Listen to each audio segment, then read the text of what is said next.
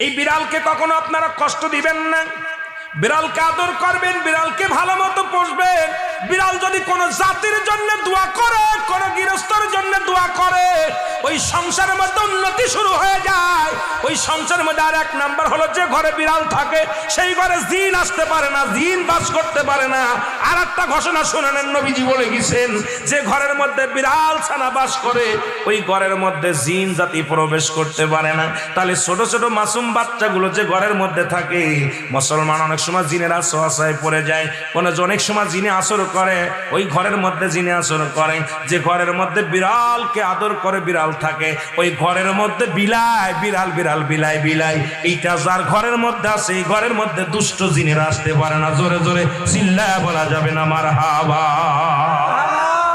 একবার নবী সুলাইমান আলাইহিস সালাম শুনতে পাইলেন পাশের বাড়িতে একটা কুকুরকে কষ্ট দিয়ে বিষ